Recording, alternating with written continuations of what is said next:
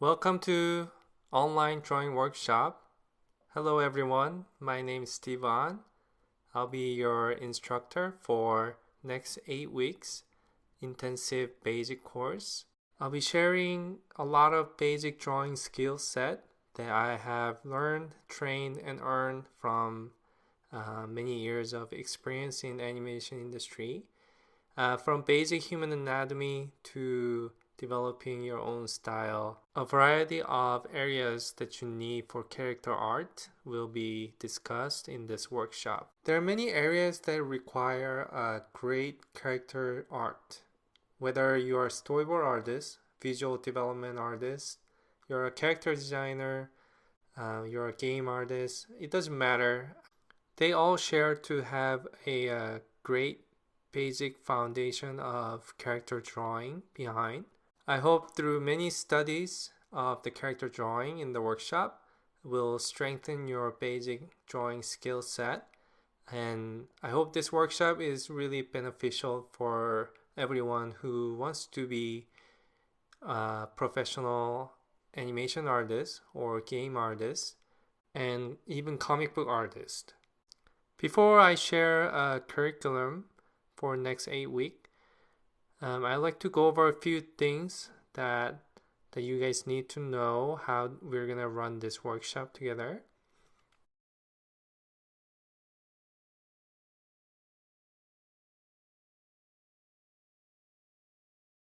If you have a Facebook account, please feel free to join the Facebook group of Online Drawing Workshop by Stevan. You can simply search Online Drawing Workshop by Stevan on the Facebook search and join the group. It's open to public. This is where we're going to communicate during the workshop, and even after the workshop is over, we'll continue to keep in touch and communicate each other at this Facebook group. So please join the Facebook group, and you're going to be able to meet every student from previous or even future workshop. And whenever I find a great artwork or great artist or even great tutorial, I'm gonna share it through this Facebook. So it's gonna be also a very neat, resourceful website for every one of you.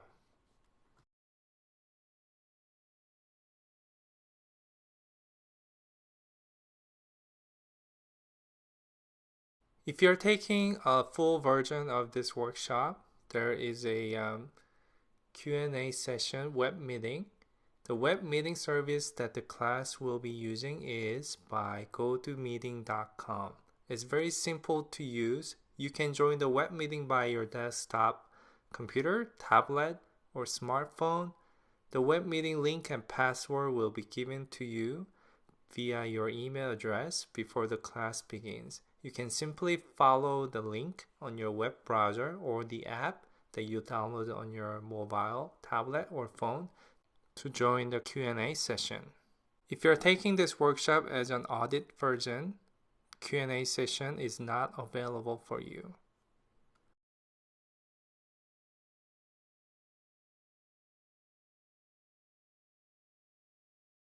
If you're taking this workshop as a full version, you're asked to join the Q&A group chat through Line app.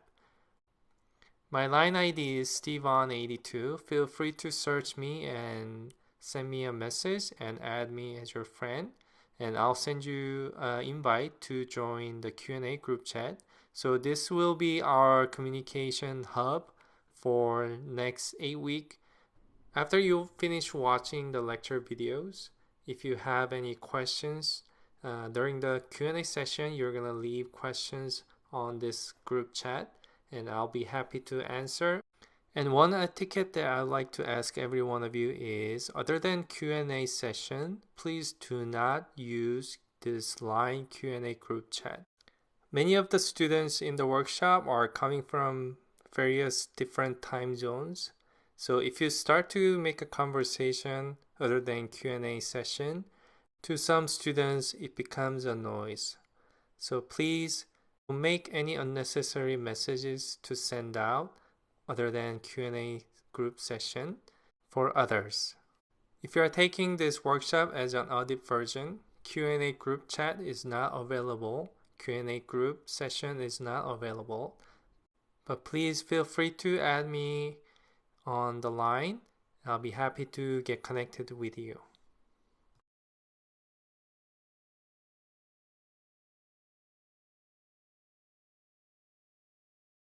If you're taking this workshop as a full version, any assignment you turn it in will be followed by review and critic on your work. Drawingworkshop.tumblr.com will be a website that you're gonna post your assignment every week. Our Tumblr blog is protected by password, so you'll need to have a password to view the blog. The password will be shared soon via your email address after the first class is over. In order to post your assignment, you'll need to gain an access by becoming a member on our blog. So if you don't have an account on Tumblr, please sign up for one account before the workshop begins at tumblr.com. The membership invitation email will be sent out to students from Tumblr. Because the email is coming from Tumblr, sometimes it won't show up on your email inbox. In that case, please check your social, promotional, or update or even spam folder to find the email. You'll need to respond to the email in order to be a member at our Tumblr blog.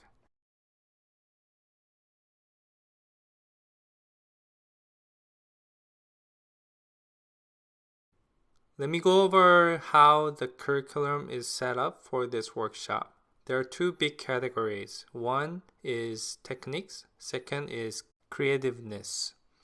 So first, 4 lecture videos will cover basic drawing skill, head, upper body, lower body. We will study intensively on basic techniques that you guys need to draw character art.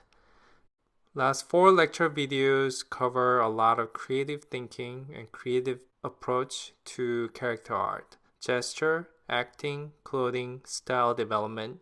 Based on the strong basic foundation of techniques, the students will study and learn how to make the character drawing more appealing and alive. Every end of the lecture video, there will be an assignment handout for you to do and complete. Every assignment will be related to the subject we shared during each lecture video. So that's about basic information that you guys need to start this workshop. If you have any further question, please feel free to email me anytime at artofstevan@gmail.com.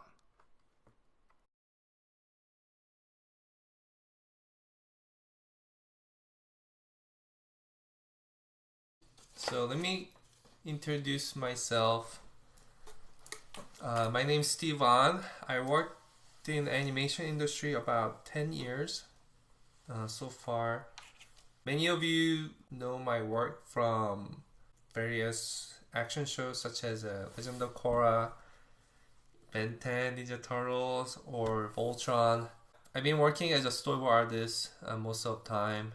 I've done a couple assistant directing, and I've done directing at DreamWorks. So I worked at many American animation studios such as DreamWorks, Nickelodeon, Cartoon Network, Fox, so and so. I kind of want to introduce the history of my drawing, so hopefully it kind of be resourceful for you guys. I'll kind of share how I improved and how I grew, and who influenced my art and all that. So hopefully it helps your journey. I went to CalArts when I was 18 years old. I studied under Frank Terry, Michael Mitchell, Cornelius Cole. I worked under these amazing artists who are legendary in animation. So I feel really lucky that I went to school with people like these amazing artists. Unfortunately, they had passed away a few years ago, all of them. Feel free to open up your browser and search their name and see their works on Google Images. They are kind of older generation, so Google doesn't really have many of their work, but feel free to check them out. So Frank Terry, I studied animation. It was quite unique because his background wasn't from Disney. He's a European art animator, so it was kind of neat to study his ideas and his techniques. Quite new compared to Disney. It was kind of very refreshing. It inspired me a lot. And Michael Mitchell, Cornelius Cole, it was a figure drawing design class and drawing class. They have had influenced me a lot. CalArts, the average age at CalArts was, back then, it was 25 years old, which means people usually go to CalArts when their age turns out middle 20s. So CalArts is where they teach you.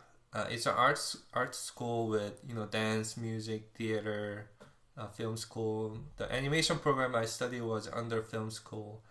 It's not a design and drawing school, so they don't teach you a lot of basics or techniques. They kind of expect you to already master those before coming to CalArts. So when I went to CalArts when I was 18, their curriculum about art, creativeness, idea, designs, and developing and moving on in this art history, it was too much for me.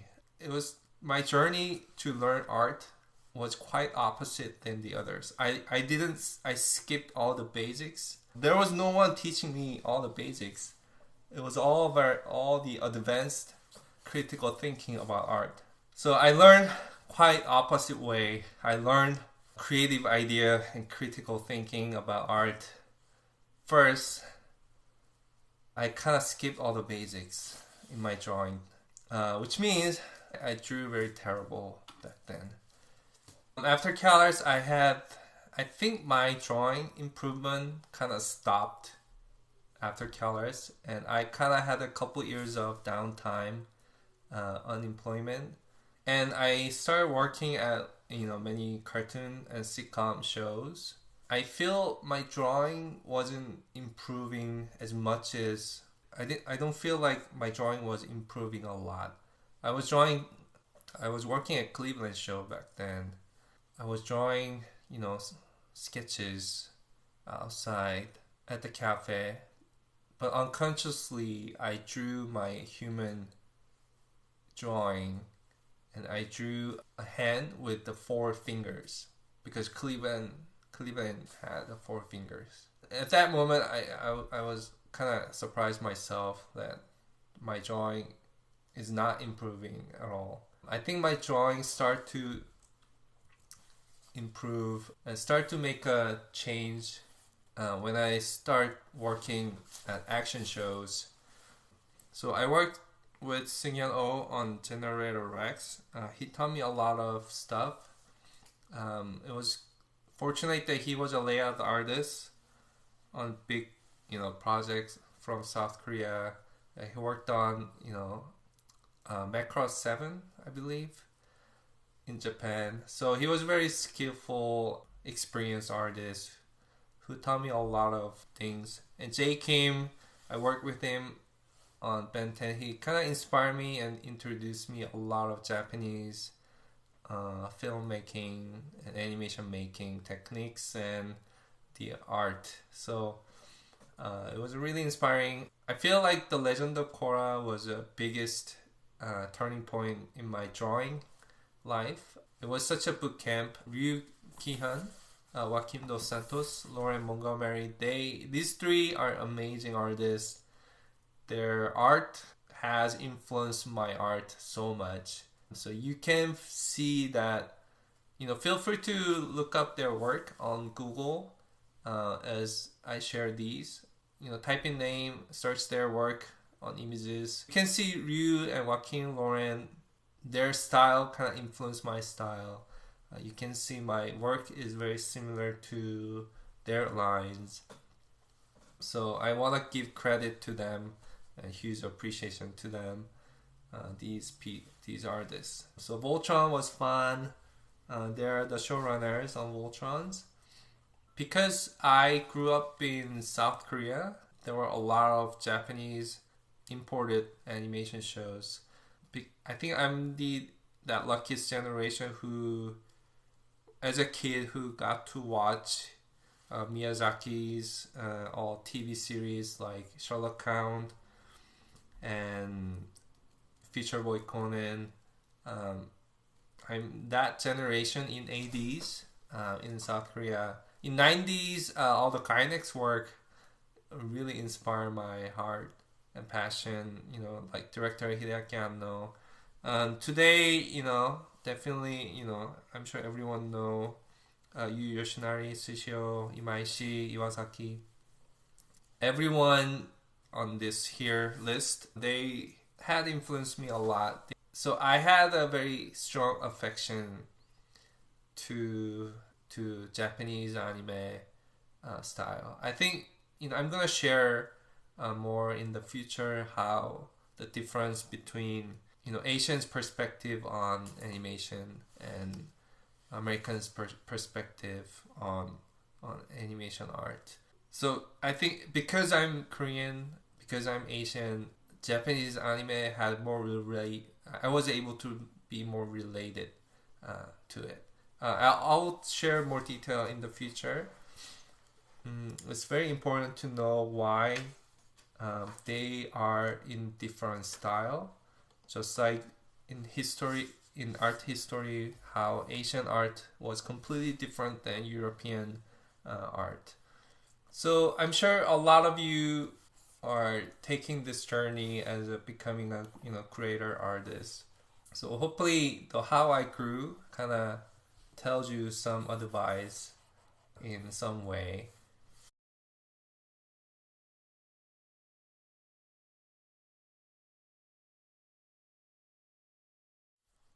So let me kind of share the stuff that we're gonna do on throughout this 8-week course. It's very important to know what area of art we are exploring through this workshop. So it's because some people have everyone has a different category and everyone has different style. So Scott McCloud, he wrote this book called Understanding Comics: The Invisible Art in 1993. I didn't read the book, but I know that one diagram he made is a pictorial vocabulary. In this triangle shape, there's a 3 points, 3 edges. One shows the reality, one shows the picture plane, and one shows the language. So which means if your drawing stays in this area where your drawings will be more realism. If you drawings have a tendency to stay on the top side, it gets more abstraction, like Picasso. And let's say stick figure. A lot of web comics do very simple drawings just to cross the information. So it doesn't matter even you draw stick figure. There are 2 dots of eyes. Their balloon head with curved mouth with simple lines of showing legs and arms. It shows the meaning. It doesn't have to be realistic drawing. As soon as you see it, you get to know the meaning of the drawing, right?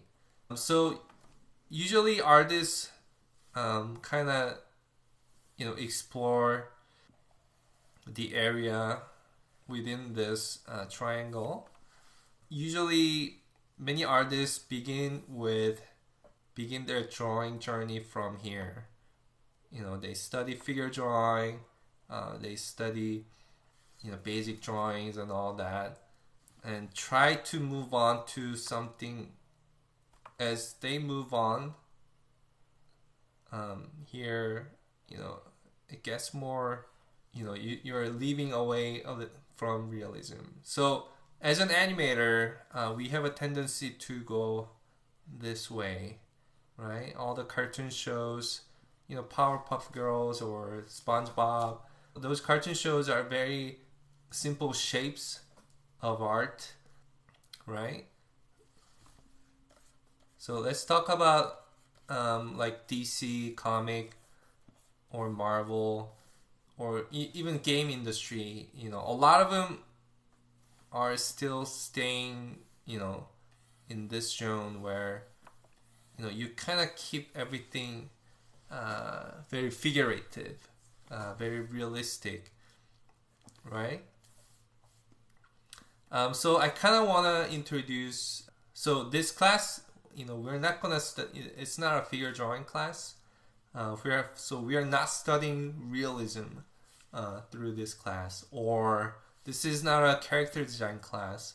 So we are not gonna go over much of shapes and abstraction, and of course this is still a drawing workshop. So you're not gonna, we're not gonna talk about stick figure, how to storytell through simple drawings, and all that. So the area we're gonna explore is kind of right in the middle. So as you can see, my drawing, it's not too simple to be a cartoon. It's not too simple to be a stick figure just crossing the information, but it's not too real. So the stuff that I'm gonna share and the demo that I'm gonna share, the style that we're gonna explore will be around the center area in this triangle. So it's gonna be a lot of character drawings, the way I approach all, very similar to my past works like Voltron, Korra, Ben 10, Ninja Turtles. So it's kind of tricky area. Not, is you kind of have to have a little bit of realism. You kind of have to have a little bit cartoony shapes, and also you kind of have to make things simplify, right? So this will be the area we're gonna explore for the next 8 weeks.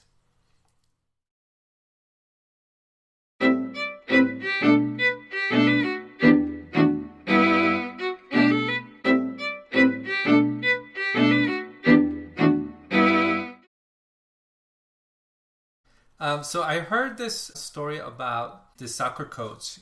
There's a big soccer club in Europe, where all the players are very expensive, very high paid, very talented team with many talented players. They weren't making any progress. Game they go to, they lose constantly.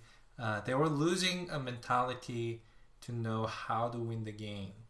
So when the new soccer coach came in, he gathered everyone around, and through those professional soccer players who have played so many years, the coach kind of reminded them the basic what's pass, basic rules of the soccer's, like the pass, shoot, throw, run, and all these basic skills and rules, and reminding the players what's the purpose of each basic stuff, like why you need to make a pass, what's the purpose on the pass, and all that.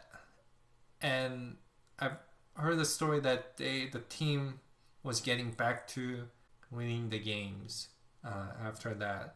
So the reason I'm sharing this is because it is very important to know the basic skill as your foundation, but to know also what's the purpose of the basics. So back to the first story that I was going to share. Whenever I review portfolio from students, I see same problem. Generally, some people come and they say, they've done this, they've done that, they've taken this class, they learned, they studied the figures, and human anatomy and all that. But so many years have passed, but the improvement was very limited. And also I see my friends who show no improvement. Like their drawings are same as 5-10 years ago. The reason behind that is because first, you never learn, you never studied, you never try hard to improve your drawings. And second, didn't care the basics. So because of the basic wasn't strong enough, the building couldn't get taller. So they always stay at the same level. I kind of want to go back and share 3 important basics. With these 3 basics, I kind of introduce you the style that I'm doing in my drawing. And just telling you that next 7 weeks of studying the figures, you will have to apply these basics that I'm sharing today. Sometimes when I go to convention, when I give critiques to students, some people get offended by my review. But their portfolio, their drawing skills are not great. It's hurting their pride because I'm telling them, oh, you gotta make your basics strong, and they get offended because they've been studying basics as other classes and school. And what's the reason behind that is you learned it wrong, or either your style and drawing skill got really old. You're drawing like a 1970s and expect everyone to fall in love with your style. Maybe that's the case, but most of times you learned the basics in a wrong way, and they're not helping you to grow. So today we're gonna share basics. Before I share these 3 things, my mentor told me that when we eat fish, we eat meat, not the bones, right? My life mentor kind of shared that to me, that sometimes all the advice are not helpful. Sometimes some of them are good, some of them are harmful. So he was trying to encourage me that I don't have to listen to every single advice and apply them, but try to eat the meat part only.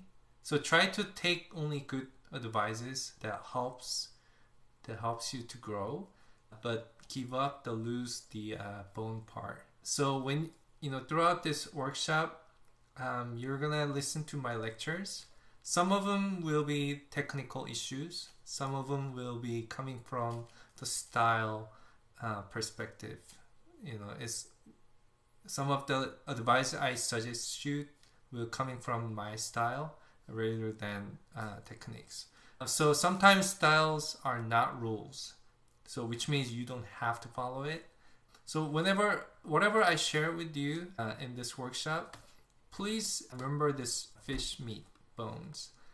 Try to take good stuff and beneficial stuff to your art, and sometimes some of my suggestion might not work on your art because of your own style. In that case, take it as fish bones that you don't want to eat. So I'll give you some of the example I had.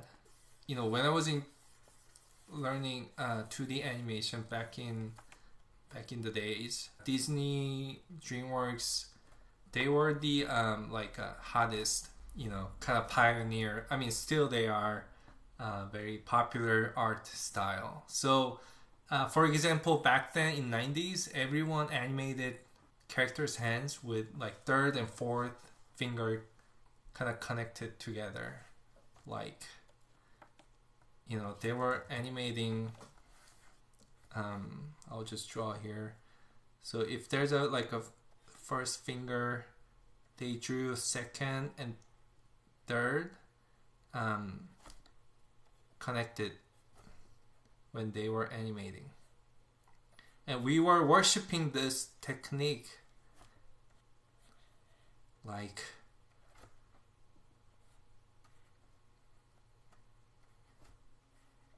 So when they animate, it looks like there are 1, 2, 3, 4 fingers. It was a very popular style back then. I animated that way also, and we kind of, because I was so young back then, I kind of took it as a rule, not a style. But right now, today, if they animate my show like this, I'll be really, really mad. So this was a style, which means you don't have to follow it that way. You don't have to take it as a rule. There are many things like line and curve where Disney invented, where you have to put line, but next to the line you have to put curve, and it gives you aesthetic, most satisfying design look, which is true, but it doesn't apply to everything. So you kind of have to when you even study drawing, please do know that the art keep evolving. Maybe 10 years later you look back at my lecture. 10 years later you're gonna say, I'm pretty sure every one of you will say, Steve, you are wrong. Your style is now old. There are new rules, there are new styles. So please take it as your own discretion, that try to take good parts, and if you feel like something's not working out for you, you are an artist and you have a free will, you have a free craving to create. So please take care as you study. Alright, so there are 3 basics that never change. One is line.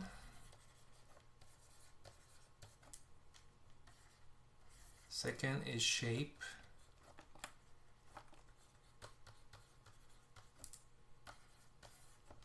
A form is the last.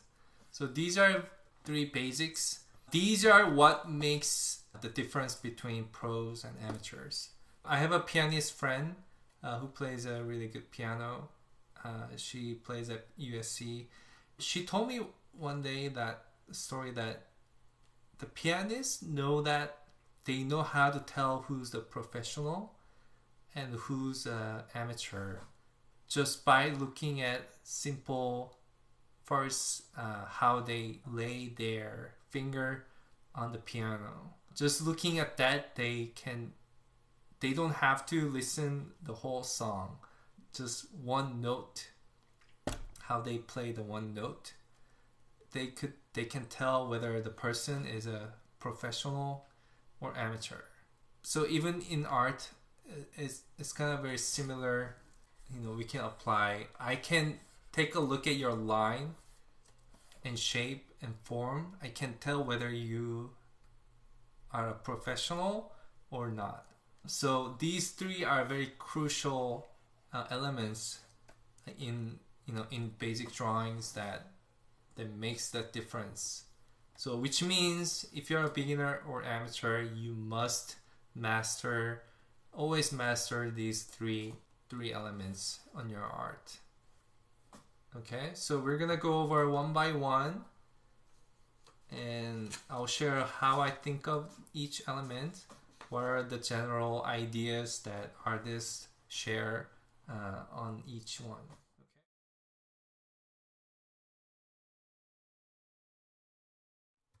Line is usually either straight or curved,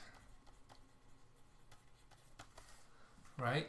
So in drawing, when we draw a human character, we draw either straight lines or curved line often. These are kind of general, the way we draw, right, on the paper or Cintiq. What does line mean in the drawing? It's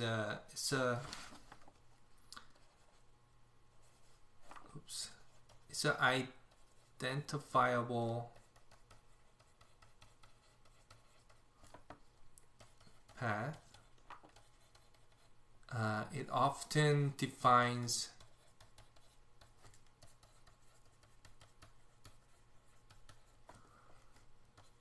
the edge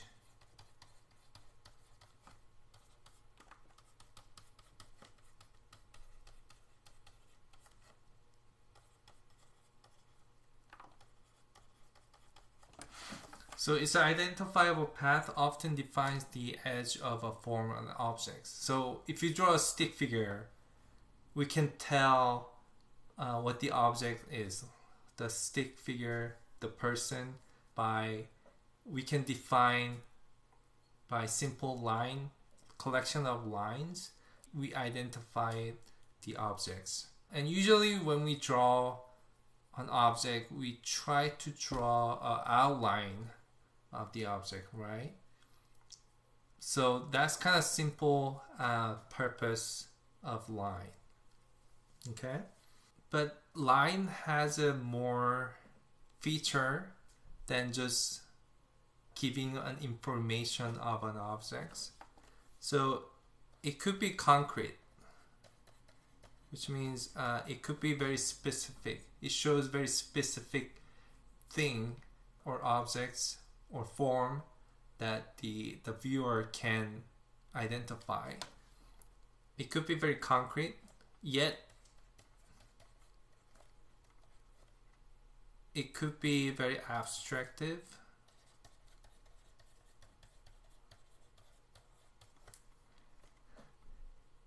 And emotional.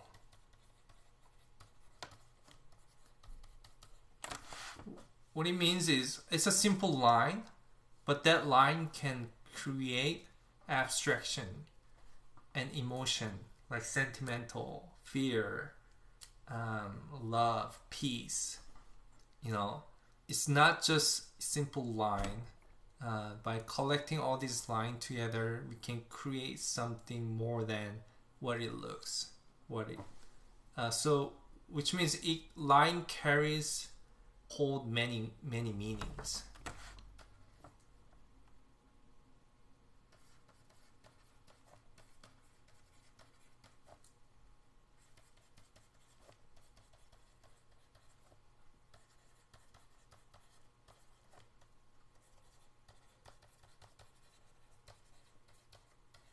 So meanings such as a weight,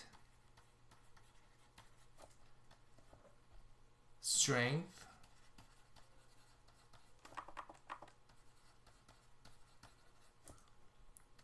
direction,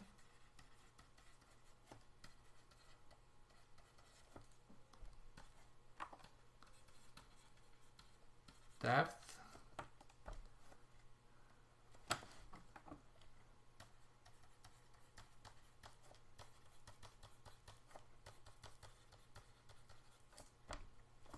edge of a form, as we shared it in the beginning. It could have a length. It could have a psychological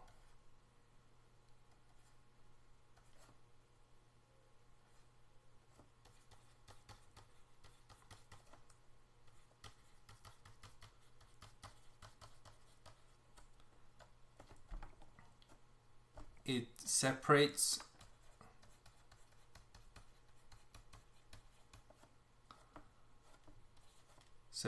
BG and object. What else? It could create a mood, atmosphere,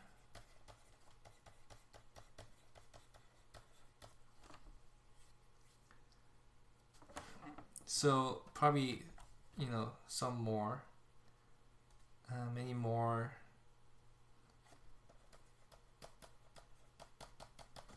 Yada. So, but we're gonna go over these today. Okay. So please remember that the purpose of line is not just drawing the edge of a form, but it should have many more meanings. I'll show you some of the example as we move on. So let's say there's a balloon and rock. you know,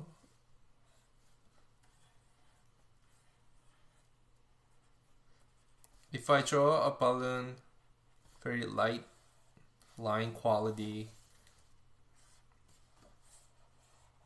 you know, it's flying up in the air.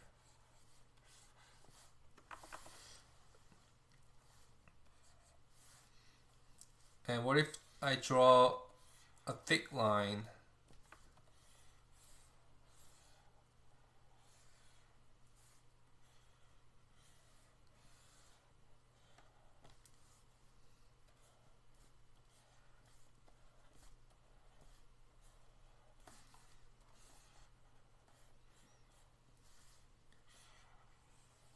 We can simply, drawing the thickness, we can simply share the information of the weight, right? Which one looks heavier? Definitely the square one.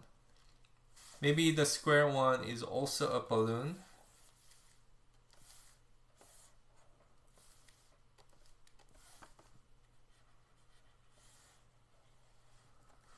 But because of the line quality, it looks heavier than the circle balloon.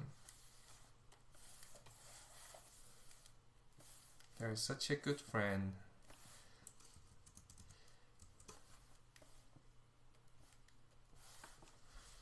Okay. So we can show weight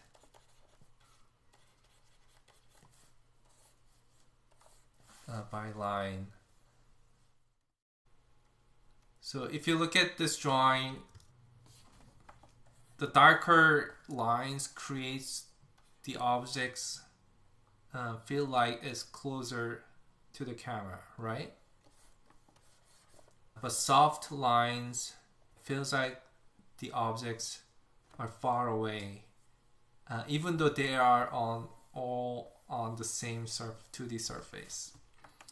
So by using thickness and give a variation, each line creates a different purpose.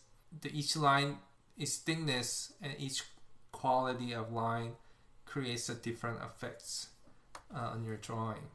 So even like Asian art, when they draw a vase, the technique they drew was they drew thin line on the area that's far away, and thick line when it's closer to the viewer. So it kind of gives like a dimension, 3D dimension effects.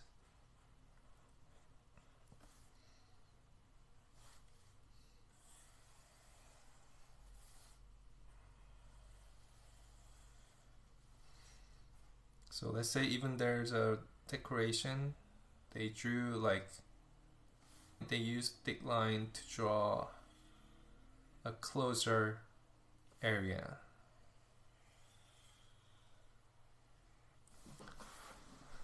And maybe darker area here just to show the weight on the ground.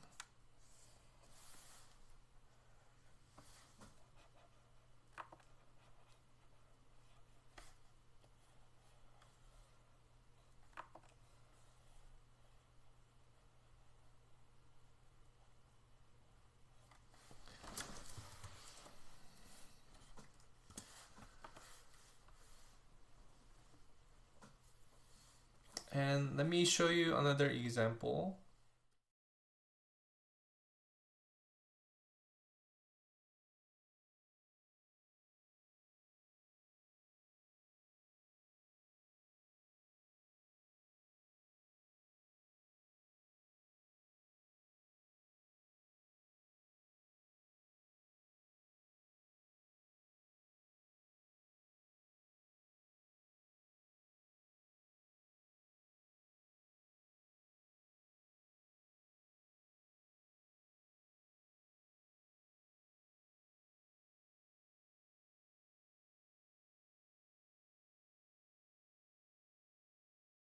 The image right now here, the one has a very flat same tone of line, right? And other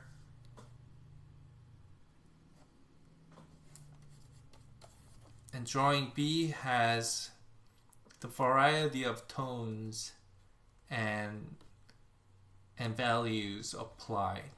What's the difference can you find from each diagram? So first one, because the line quality is same and all black without any adding tones, it looks flat. It looks flat to me, which is you can use this technique to achieve any purpose you have. That would be great, right? So which means it has less information. And if you look at B, it's a very similar drawing, but because of that there is a tone, it's kind of creating an illusion that it's still flat drawing, flat dimension, but it's giving you an idea where is the light source, and it kind of faking the 3D dimension to the viewers. So which means it contains more information than just giving the very straightforward meaning from diagram A. Okay, so let's look at this diagram. So there are 4 different kinds of lines, and each line has a different achievement. So there's no wrong or right answer. I'm not talking about wrong or right. I'm talking about whatever purpose you have that you want to achieve in the drawing. You must think about these and how you can use these elements to achieve whatever purpose you have. So let's say first one is a horizon line. Second is a vertical line, and third is a diagonal line, and fourth is a curved line. So horizon line gives the psychological effect peaceful, calm, rest. Vertical line usually gives it's little active. It's definitely more active than the horizon line, but it gives a quietness. It still has a quietness. If you look at diagonal line there, it shows very dynamic, active, and it gives attention. And if you look at the curved line, it shows the very soft, shallow. So let's say there's a big wave coming towards you. You probably don't want to make your drawings on the horizon line, right? You probably if you want to make it more dynamic, you want to use very dynamic tension diagonal line. For example, if you want to draw a wave,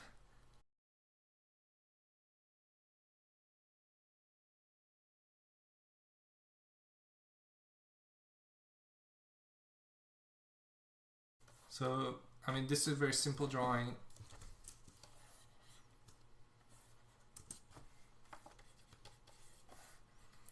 If the big wave is coming,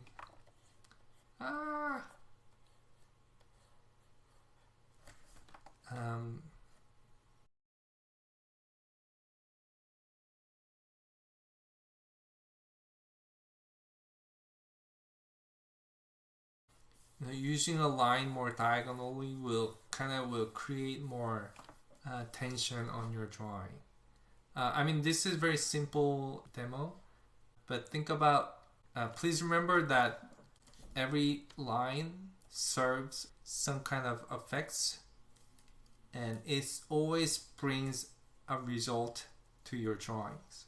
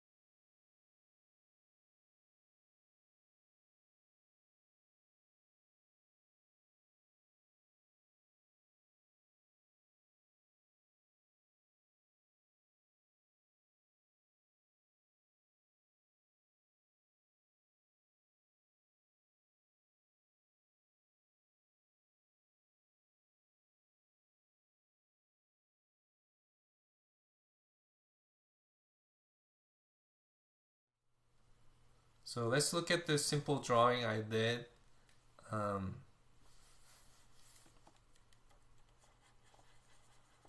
So these are the collection of lines, and because of collecting those lines, those abstractive lines, combination of it creates meaning and story, and it tells a lot of, it carries a lot of information. So for example,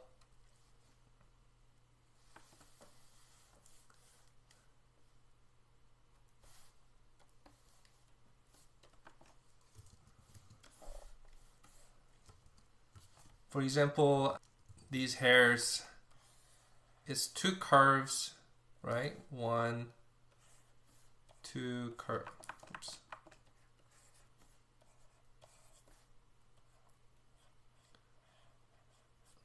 They're just two curves, but they show by the first curve shows the volume of the hair, and the second curve shows the direction of the which hair is going. So even these are very simple lines. They serve some kind of purpose and leaves some kind of result and mark on the drawing. So these, because I drew them downward, it shows there's a weight and gravity pulling the hair. So this one shows the direction. So this one shows the direction, but also it shows the volume that even this one simple line creating these areas, the volumes are different than the other area.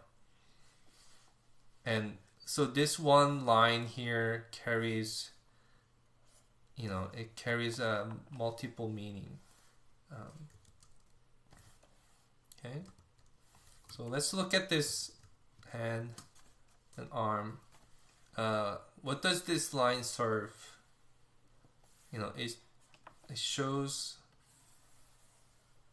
it indicates, and it gives a direction, right? Let's look at this line under. Because it's curved down, it shows the weight. It shows the weight that the gravity is falling the cloth downward. So that's why it's falling down. Let's look at this abstractive lines here. I kind of, it's just a simple demo. Because I'm drawing these lines, it is describing and expressing that she's using some kind of force and power. What if these lines are very lighter tone? Then it's gonna represent that her power is, the force, magical force, is weaker than what you see now, right?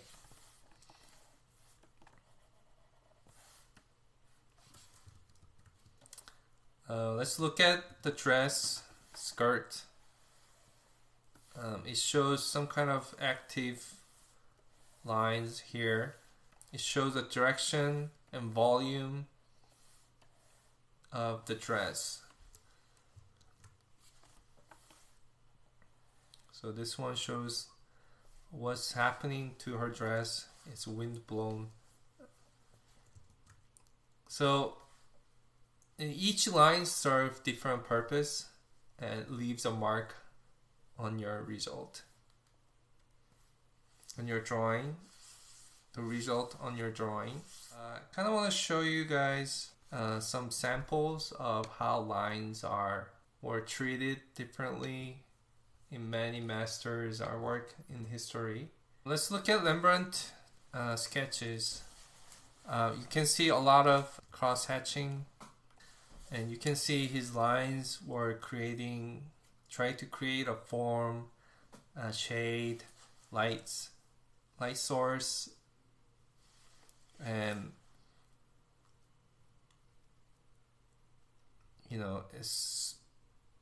hairs, eyebrows. He used the lines to send a lot, carry a lot of information in the drawing. Let's look at Egon Schiller's sketches. It's the same line drawing, but it's the atmosphere and the mood it's giving is a lot different than Rembrandt, right? It feels like both carries the portraits, but Egon Schiele line seems more stronger and more edge than the Rembrandt. By this drawing, I can see who the person is, but also line tells me what kind of person he is. It feels like it carries the personality and the essence of the character. Let's look at Klimt sketch. Let's look at Klimt drawing. It's very shallow, soft. There's no such thing as edginess. It's very soft, smooth drawings. It's definitely creating a different vibe than the Egon Schille's drawing, right? You can see every artist treats line differently, and because of the line, the way that they use the line, it serves a different purpose. I'm pretty sure many of you have studied a lot of European or American, kind of Western world of art history. I'm sure if you're not Asian, probably not familiar with history in Asia. I think it's good to study. We usually study art as Western art as a kind of like a core standard learning. But if it's always good to explore. Every country has a different perspective. They have we all have a different philosophy, and we all have a different perspective. That's so. It's good to explore Latin America's art, Hispanic art, like Africa's. There are many great art. I feel like architect or making sculpts or things like that. We all have the different style. Usually they are different because like Europe and Asia, they're all different. It's not because of the skill, but usually it's because of the perspective, the way they look at the objects, and philosophy and thoughts were different each other. So European art, we learn when the artists in Europe, when they look at the objects, they usually wanted to define the object by plane. When there's an object, let's say there's a cube.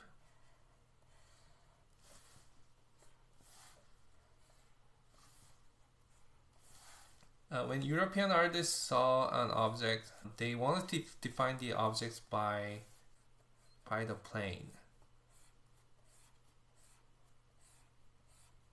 So they were trying to draw the art with planes. So make sure everything gets in 3D dimension. So if you look at Rembrandt, if you look at many European art in old days, they were trying really hard to make everything in 3D dimension, and so that's why the light source and the shadows were very, very important. But in Asia, when Asian artists look at the objects, they defined the objects by lines. So this, that.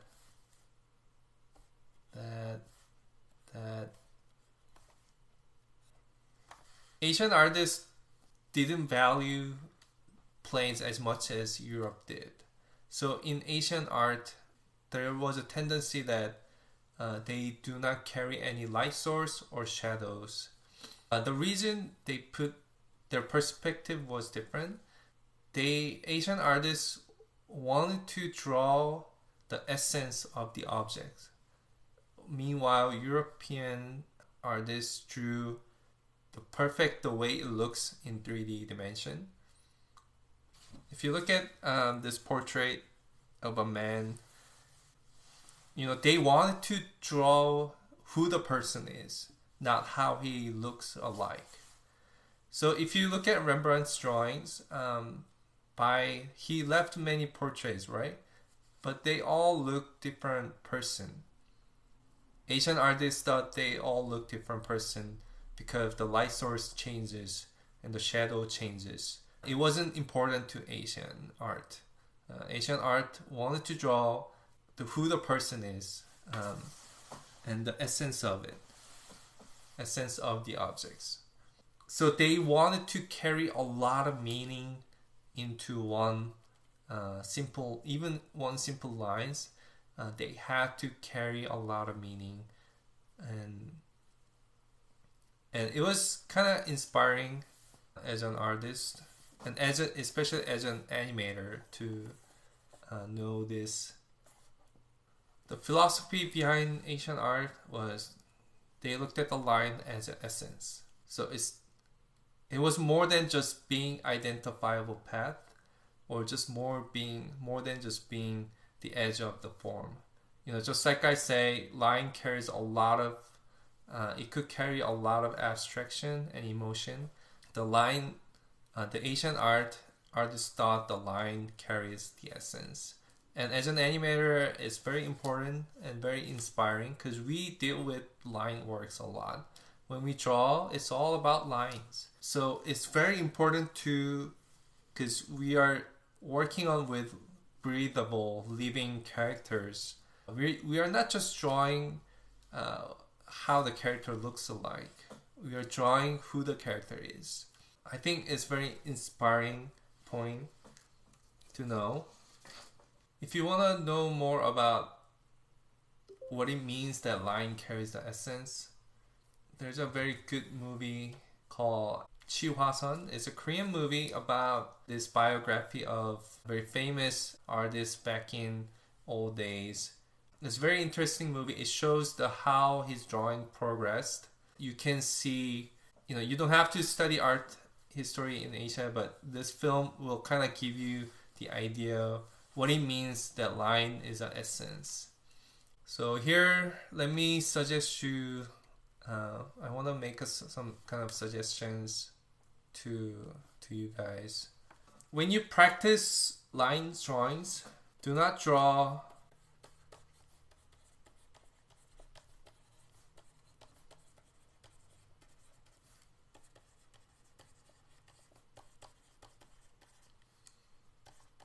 a line mindlessly.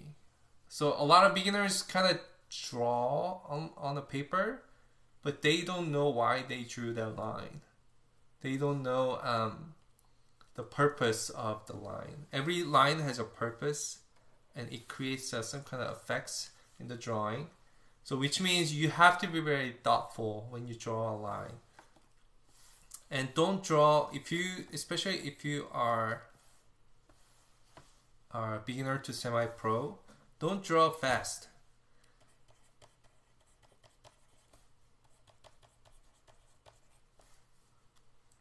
Draw slower.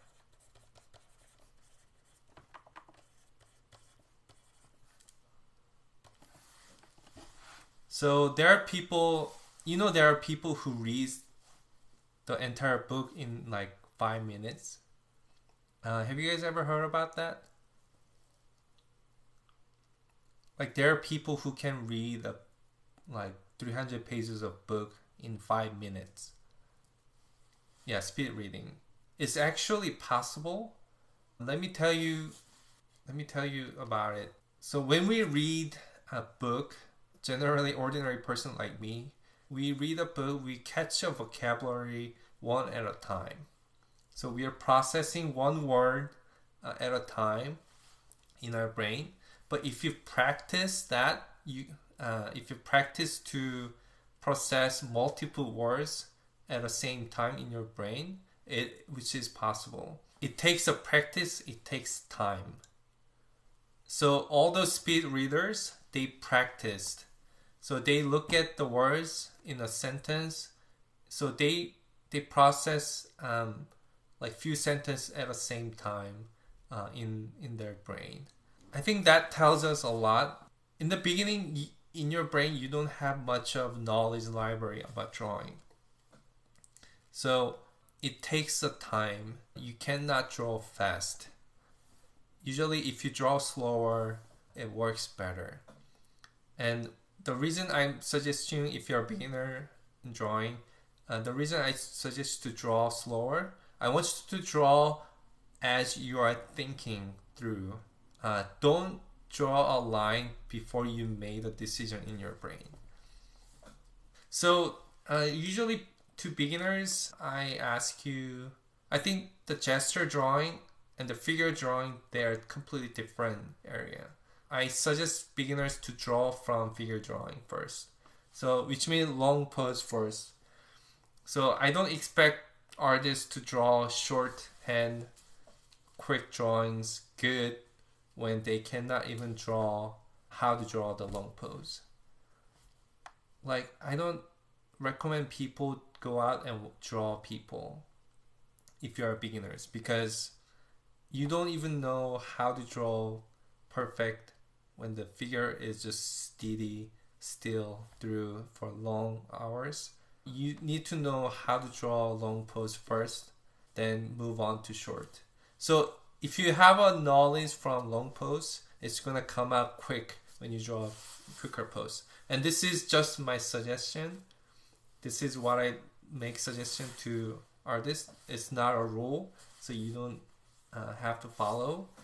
But usually I usually suggest artists to draw slower if you're a beginner. So the great way to practice is a lot of product or transportation designers practice this. They put, A and B. They practice from A to B. So draw slower. Keep the same tone. You can do different thickness. They practice this like countless times, like more than 1,000. They waste. They use like 1,000 papers just to draw lines and curves, and because they want to use a professional drawing lines. Line can show very straight, perfect curve, perfect circle. As a human drawing artist, you don't have to draw a perfect circle or perfect straight line. I think it's better if your line is not perfect, because it shows I think those lines are more better for artists who draws organic stuff, like us, who draws humans, animals, and moving stuff. Like product designers and transportation designers, they want to draw very straight, clean lines because they are working on very mechanical things. So please do exercise these. Many amateurs, many bad drawings tendency have some bad habits. First one is they draw a line very short. So which means let me show you on a new. There are some amateurs who draw really fast on face like that, but when they it's hard to draw bad. When they draw a body, they use multiple lines, multiple short lines, and sometimes I see a lot this.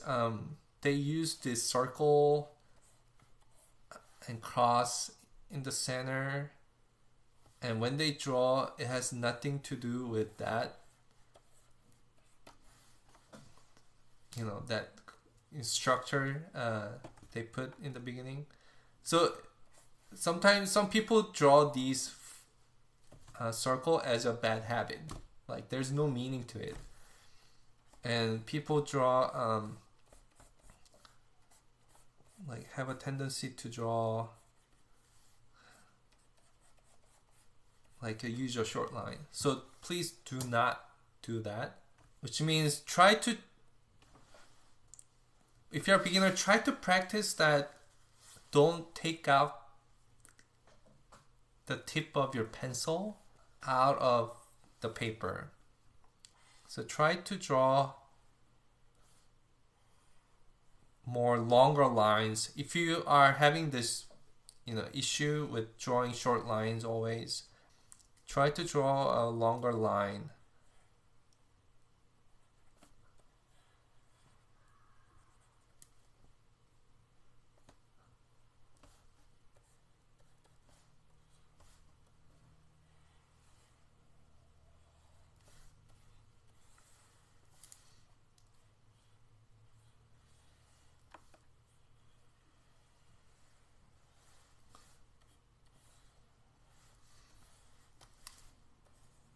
So longer, try to draw longer lines. It has a tendency your drawing is gonna improve much more. And please don't draw heartlessly. Please give an effort. So let me write that down. So don't draw short line.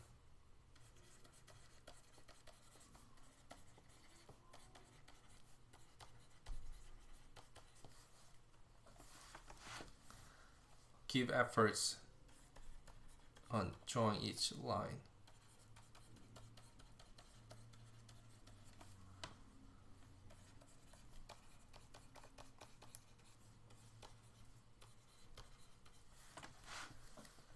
So let me show you one thing. A lot of beginners, the reason your drawings are bad because you put less efforts. You just want to draw fast, like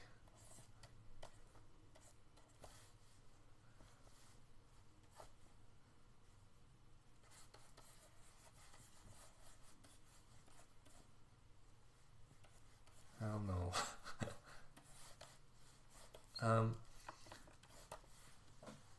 Don't do quick. If you want to improve your drawing, don't always draw quick, heartless drawings. Take a time and give efforts.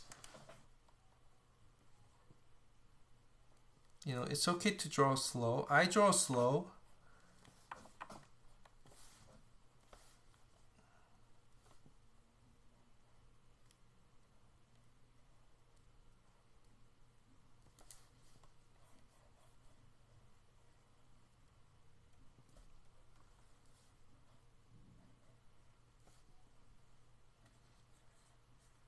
As you draw, try to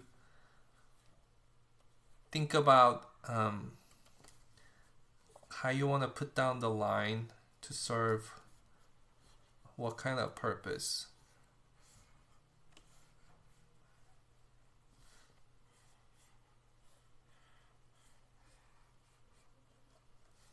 So the problem that I see from many professionals is that in animation we have a tendency to draw things very rough, and we have a mentality that rough is okay. The problem is if you don't have a very profound concrete foundation technique and basics, if you draw rough for many years, after 10 years that's the only thing you can draw, and no one will care after 10 years your drawing. Your drawings will be just rough drawings. No one values the rough drawings. So drawing slow doesn't mean it's gonna take you an hour or all day. You can see I just drew that same similar character within few minutes. So I'm not saying take your time like a few hours and you don't have to finish your drawing fast. A lot of painters take their paintings for many months, you know. So, but as an animator, when we draw a human character, we have a tendency to do everything fast. And please, if you want to improve, it's something you want to avoid. Okay. So give efforts. These are very important. So a lot of amateur and beginners, when they draw a line, because they're making very many unnecessary line choices, that makes your drawing messy and bad. So you have to know what kind of purpose you have and how you want to achieve it through what kind of lines. So that's very important. And please, if you're a beginner and amateur or even semi-pro, I recommend you to draw with 4B pencil and use paper instead of Cintiq pen. Okay, so pencil is the fastest way to grow and improve. So throughout this workshop, please use pencil as much as you can. I mean, there will be some assignments that you require to use tablet, but most of the time you can still use papers. And please do not use eraser. It's okay to make a mistake. I'm not saying draw slower to make a perfect drawing. I'm saying, it's okay to make a mistake, and it's always good to look back your drawing after you finish it and see what are the lines that you made are not working. So it's okay to leave the mark of the mistakes on your paper. All right.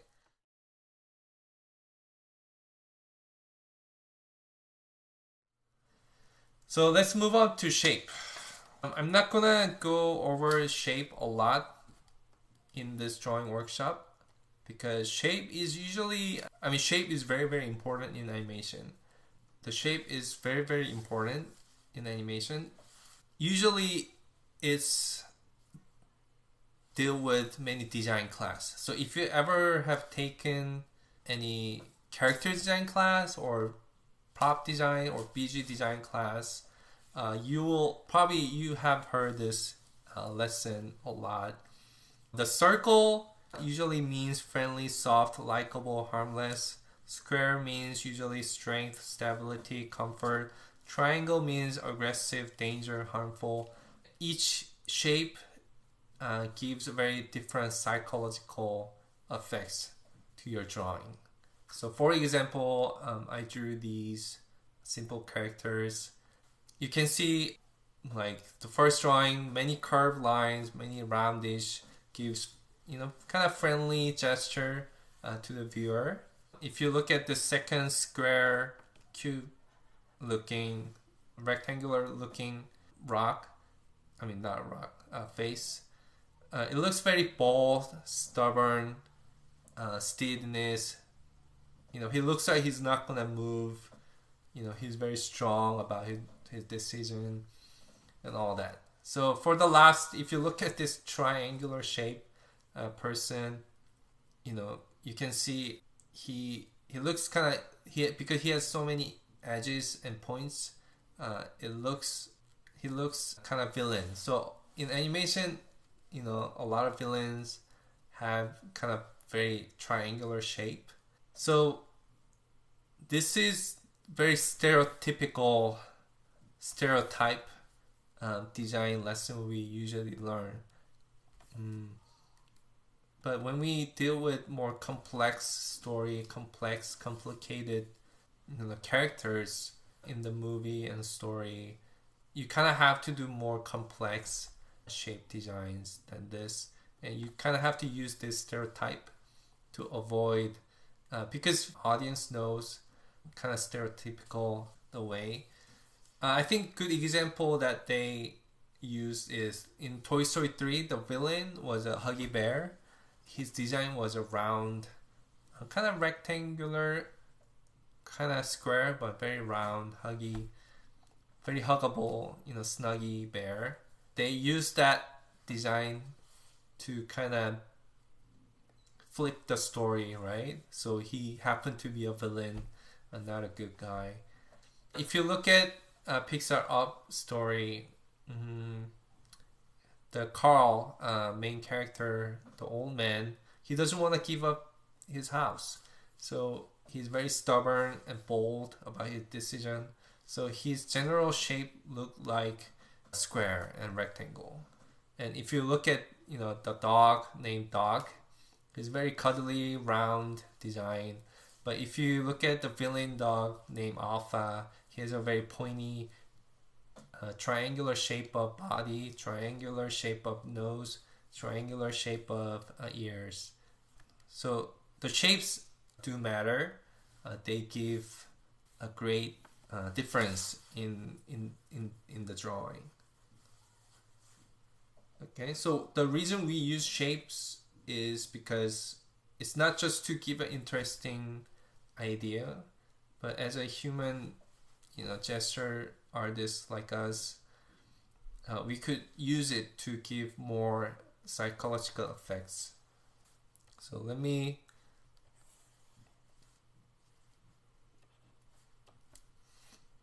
let's say if you want to draw a character who's very bold,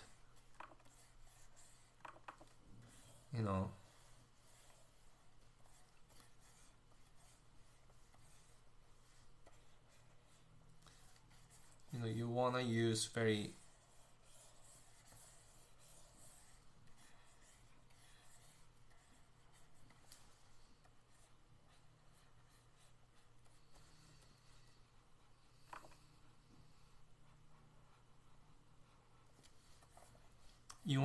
a lot of rectangular shape, even in like realistic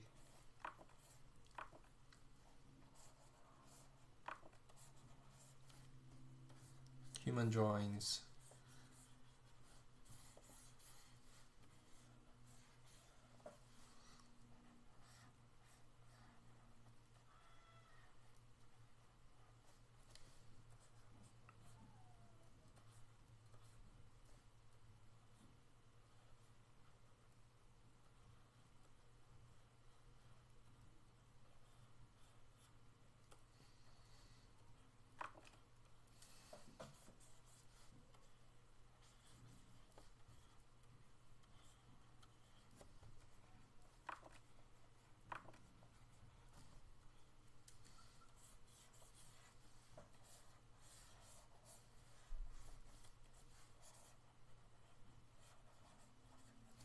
So here's a very angular, very straight hair.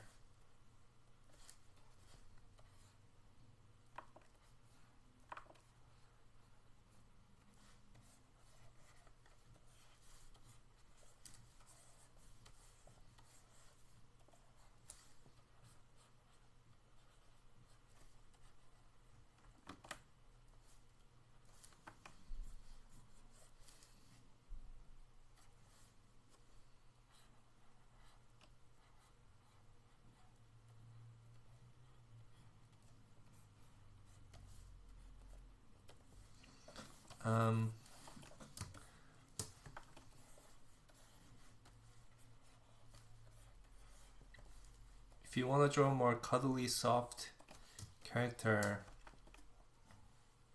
you can use a lot of round curve.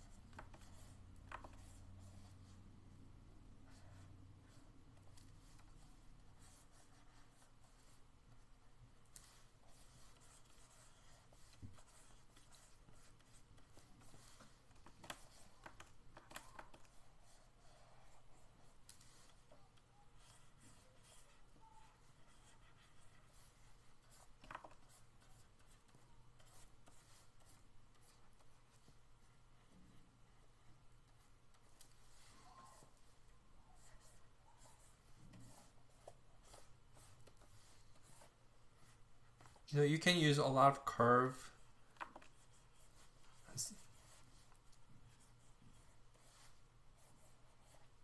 Show the tenderness of the character's personality.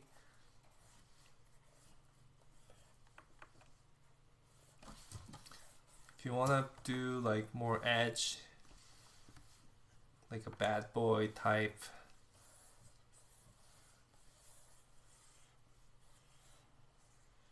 you can use more triangular shape.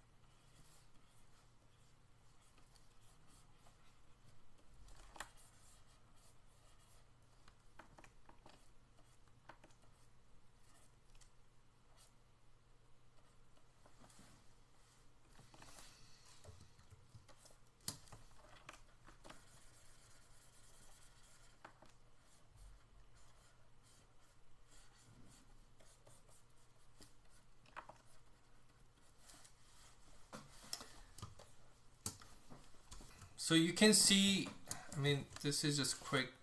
Even in realistic human drawings, we can apply these elements to show the personality of the character.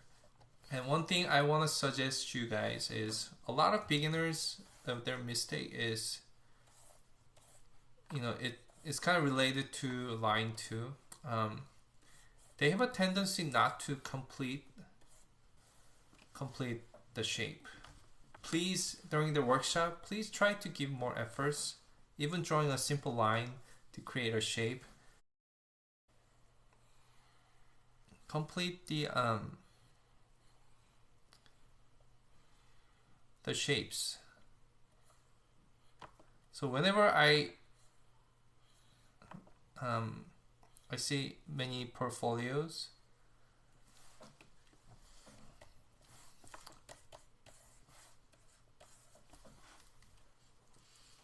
the reason their drawing looks bad is, sometimes a lot of them are coming from incompleteness. It's because you didn't finish the drawing.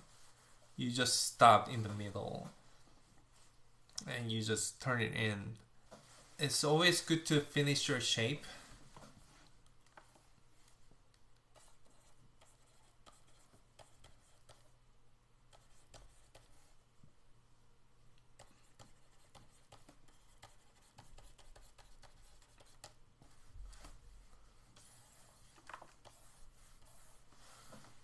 It's always good to complete the shape. Usually it's gonna give more better look on your drawing.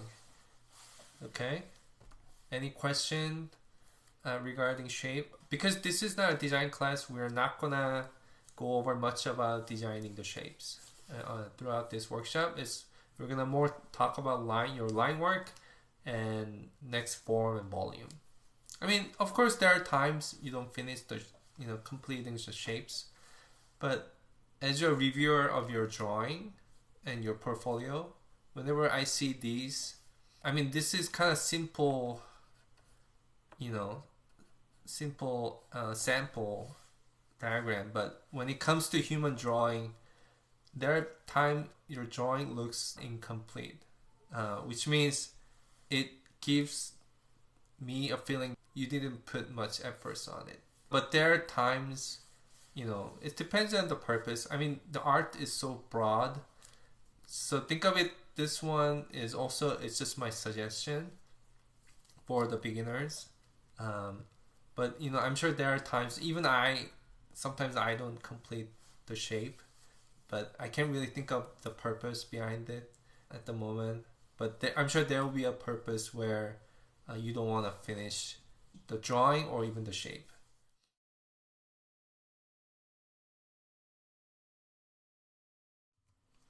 So, you know how line was a first dimension and shape was a 2D dimension? And in 3D dimension, especially throughout this drawing workshop, we're gonna draw a lot of 3D human bodies and the characters. The form is very, very important. Form is you need to have an ability to see an object in 3D dimension.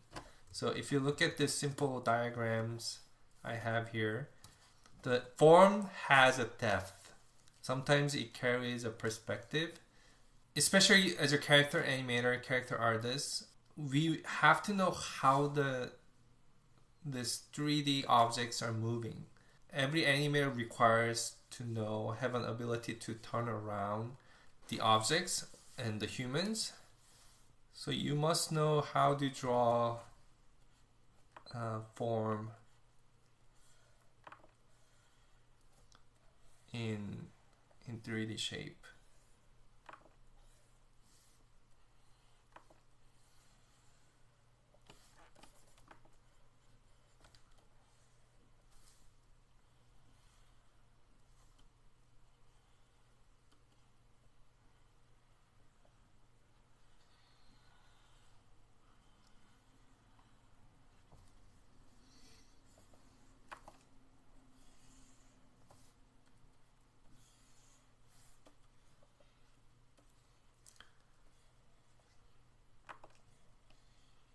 So if you're a beginner, you need to practice a lot of form drawings, and kind of you have to, we're drawing things in our imagination onto paper. So when we draw characters, we have to know how to see those characters in 3D space.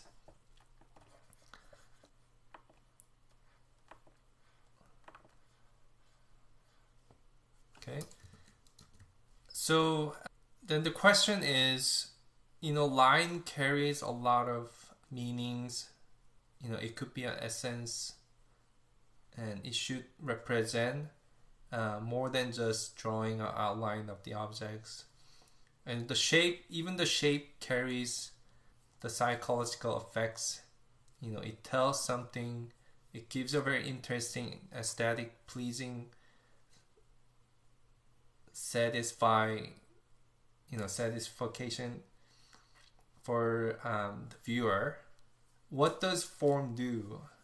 How do we make a form turning into some kind of aesthetic beauty? So from now on, I'm gonna share more about my style, and with using these line, shape, form, how do I approach my drawings. So let me show you some of the samples. So here's one is old car, and next is a new car. I'm gonna talk about the difference between, in design, aesthetic beauty that we can find. The biggest difference is coming from the form. You can see the old design. It's tried to give a design with line and shapes only, and it's creating a very interesting look with very straight lines and all that. But if you look at the new car, instead of giving an idea about the shape and the line works, it's trying to create a beauty out of the form, which is a volume. Many car designers, they design a car and they want to make customers to feel the volume. So in making the customers to feel like, oh, this car is filled with things, it's filled with contents. It's kind of giving an idea that it's just one body, the design shows a, it's filled with a great volume as a one body. If you compare it to the old car, it's more, everything's kind of separated. It doesn't feel like it's just a one body volume. But new car, today's modern car design is all about the volume. Let's say there's an old car. I'm sorry, I'm not a car designer, so my car design will be very terrible. It was trying to create some kind of form by line work.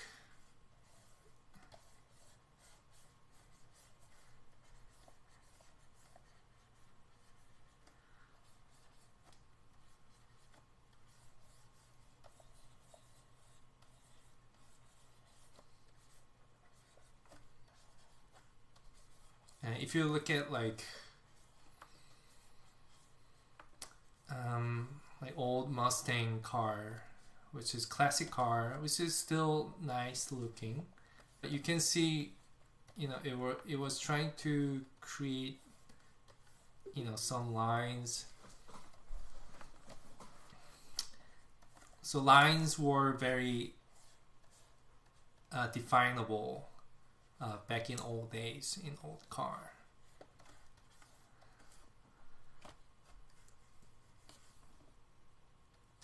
But today,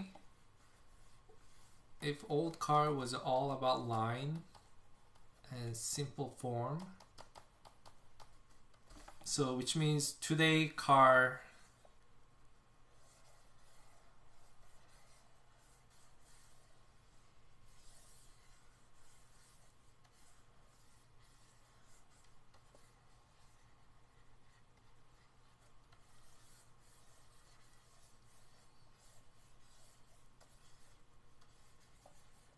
they want to make the audience, the customers, to feel the volume of the car. That's where the aesthetic beauty is coming from. So if your design has a volume, if I can feel the volume from your design, I can feel the contents is rich inside the objects of your design. Some of you, if you're a beginner, it might be a little bit hard to understand this concept. I'll try to make it easy to explain this. So there are many great animation artists, right? But not everyone is, obviously because of style, but not everyone is meant to work on action genre show. And a lot of them is not because of technique or not because of style, because of volume design. Not everyone can do volume drawing. So animation is all about volume drawing. So because we are moving around and there's a squash stretch and we want to keep the volume same all the time, and amateurs and not skilled enough artists can't do that often. A lot of them can do shape drawings and make it turn around, but as a storyboard artist, as a storyboard director, when we look at portfolio for hiring storyboard artists for action shows, a lot of them cannot make it because they can't do drawing, the volume drawing. So I'll show you some of the demonstrations. Many of them can have learned the form and how to foresee, how to see an object in 3 dimension. But when we say keep the volume similar and keep the volume constant, usually they can't do that. They can't keep constancy of the volume. So when how I say line, line can be essence, right? It's not just about an outline of the objects, but it's, we can convey, more about the objects. It's not just about copying the objects, but it's kind of replacing the object onto your paper. And volume is very important.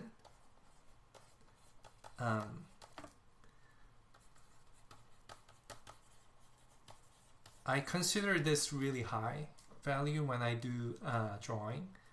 It's because volume, if your drawing can keep the volume and can tell the volume, it gives more richness to the viewer's eye. It's not just staying as a form, art of form, but it's the form. This basic form can create aesthetic beauty. The reason your drawing turns bad is because it's failing. The volume is failing. So let's say you're drawing the water balloon, right?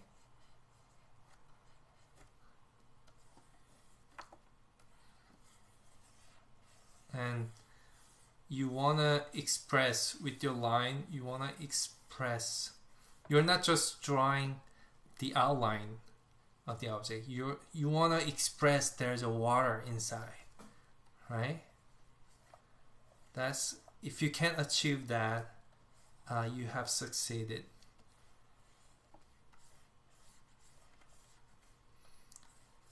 So you don't want to lose the volume that water balloon is having. I'll show you why the volume fails. Like, let's say if you draw a water balloon with failing the volume,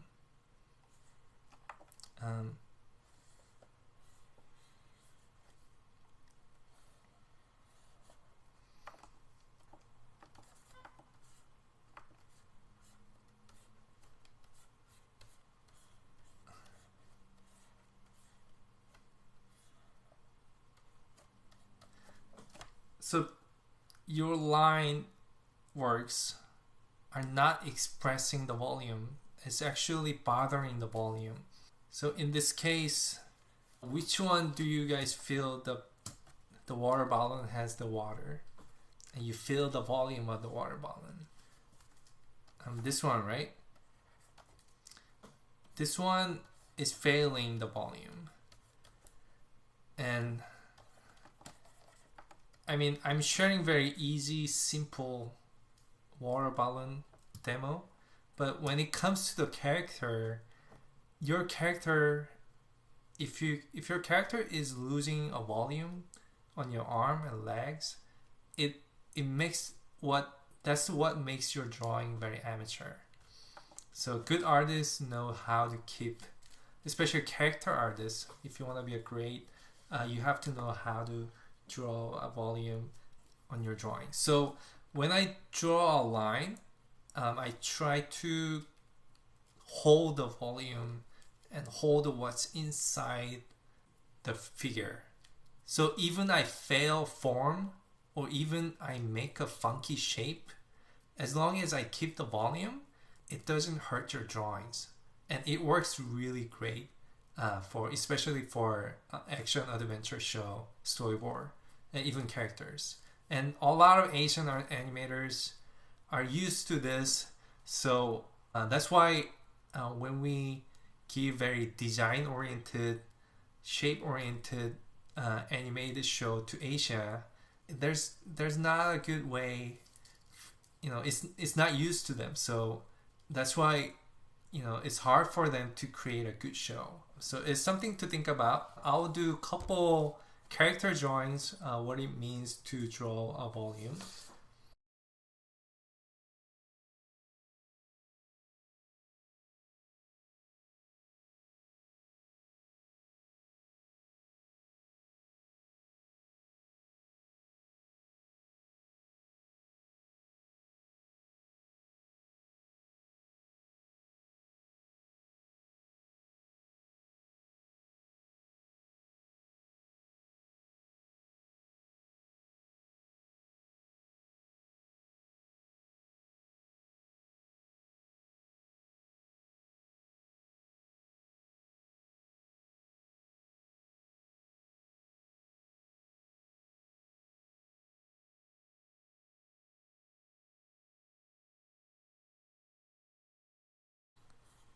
So when we go to next panel, you can see my onion skin there. When we do a next drawing, or even turn around or do acting,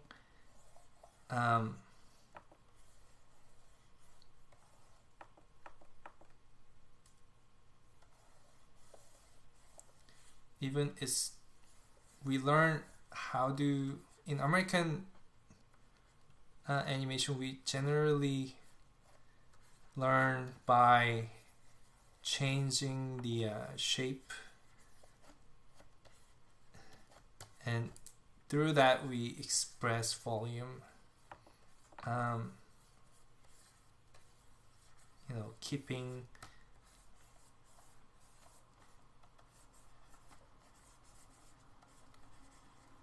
so, which means, this is, I'm just showing the American way.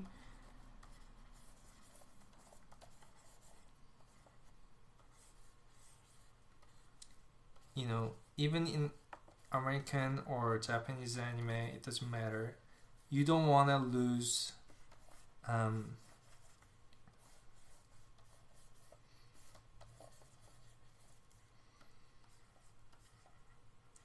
you may lose a form. There's absolutely no way you can keep it on model every drawing. But if you keep the volume, it does look a same character.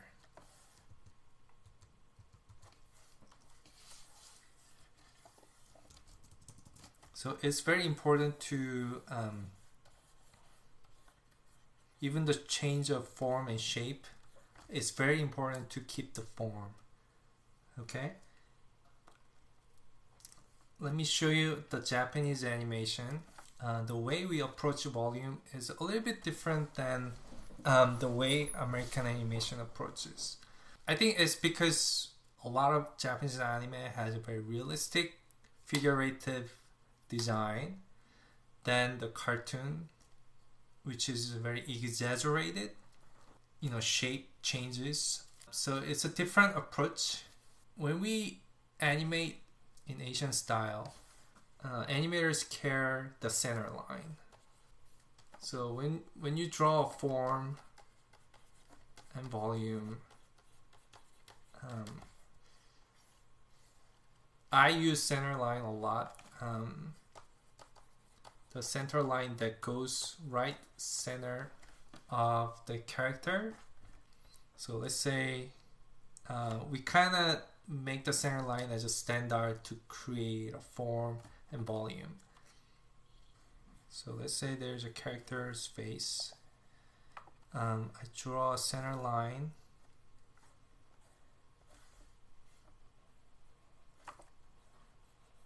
So it doesn't matter whether it's on model or not. I try to draw a volume to the character.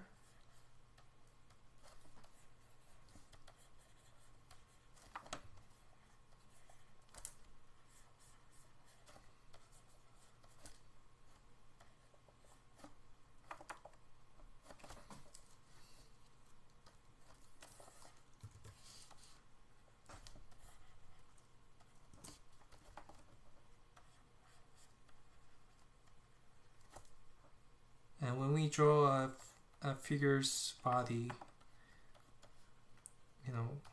there are many anatomy there, right? But the first thing that I care is how the center line is laid out, and that's very important, especially when you're animating too. Because you want to keep the volume consistent.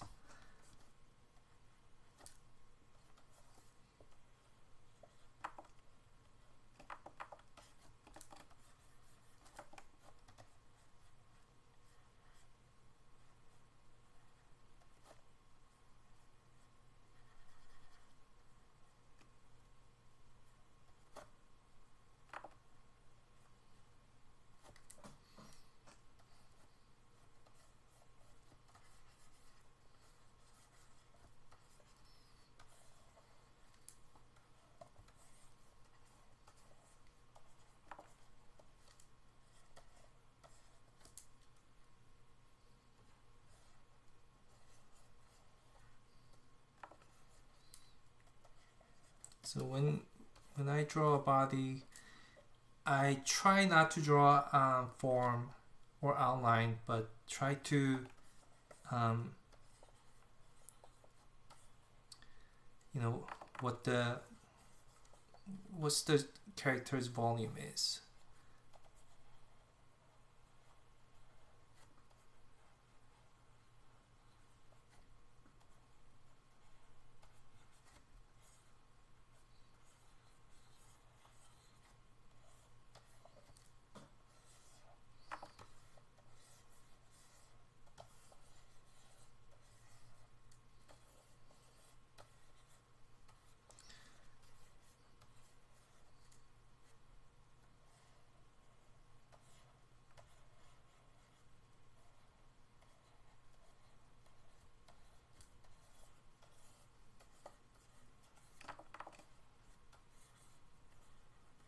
So based on that line, the center line there,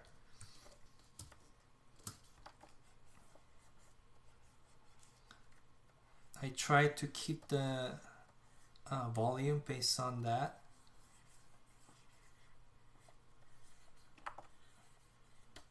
So let's say this is the first pose.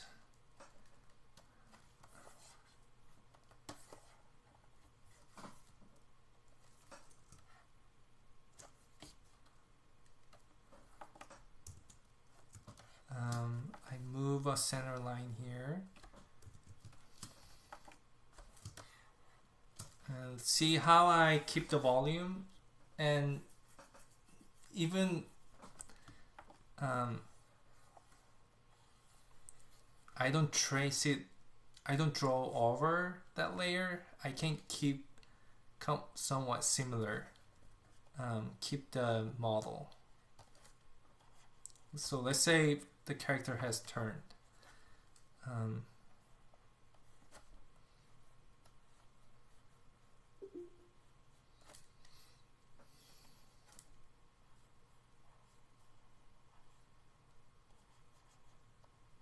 As long as I know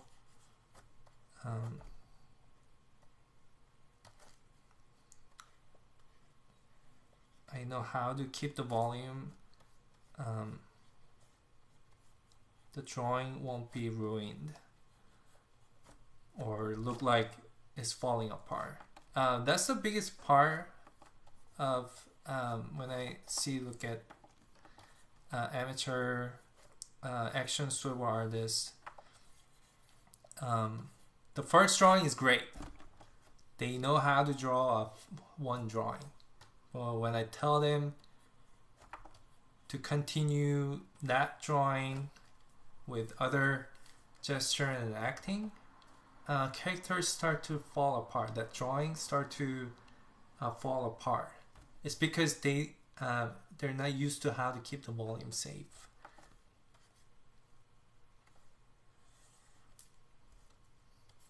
So let's say my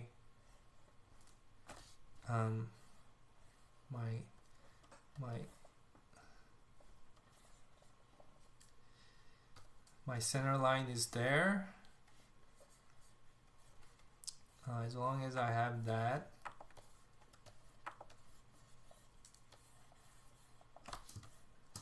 I can, as long as I have that, and as long as I keep the volume similar,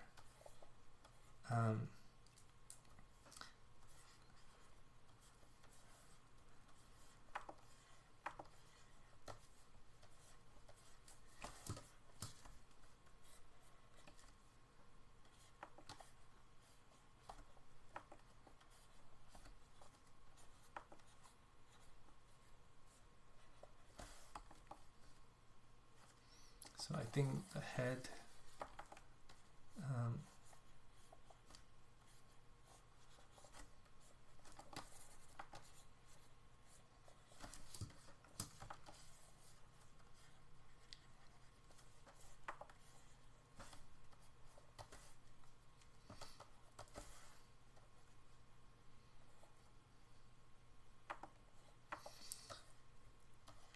so do you see that I'm not trying to draw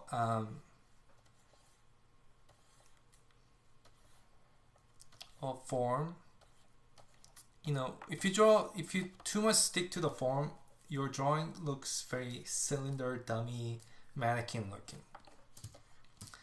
But no matter how the form changes, or no matter how the shape changes, I can't, I don't even draw a finger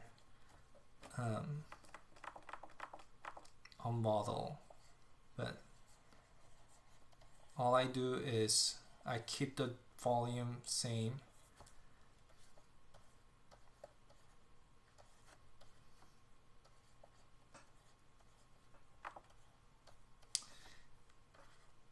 So the reason I draw volumes, I care volume, and I call my drawing self as a volume drawing, is because I feel like I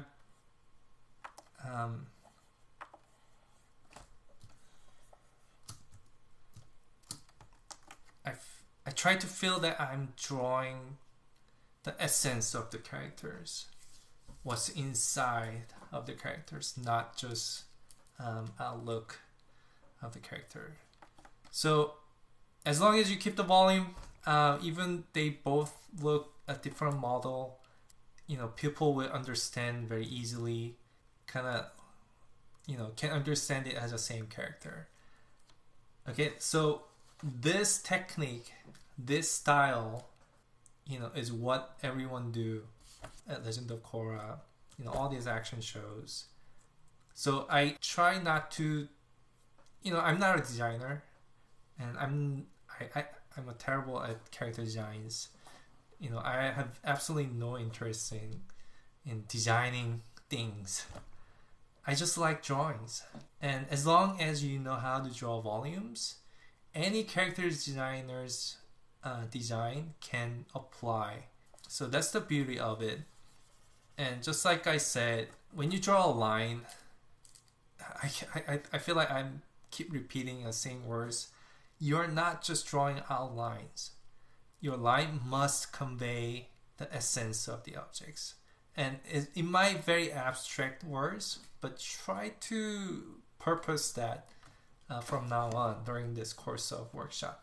So be careful. Your line must be very, you should care every single line.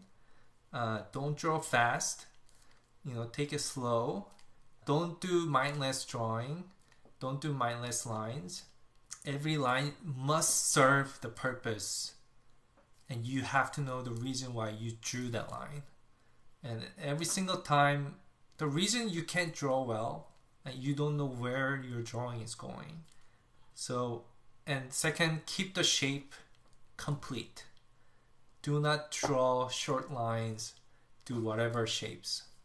Keep the it doesn't have to be perfect circle or perfect shapes that you want to create. As long as you give a nice shape, it's gonna serve well in your drawing. Okay, and third, keep the volume same, and remember the center line. So center line is something Japanese animator or Korean animators use a lot. Just using that center line, based on that, you can start creating a form. It's like when you draw a cube, you draw a center line there. You have to know how to do a center line on the objects. That's important.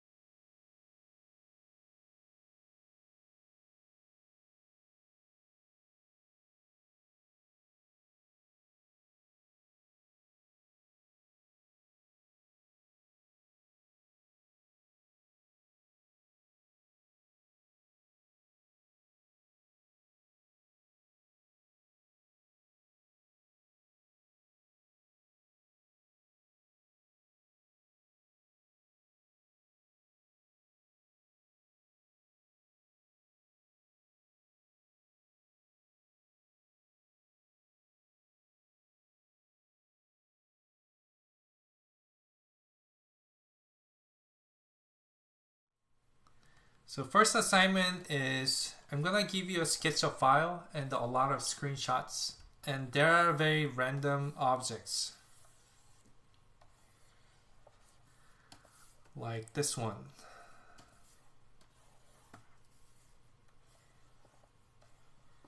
I kind of made that up to challenge you guys.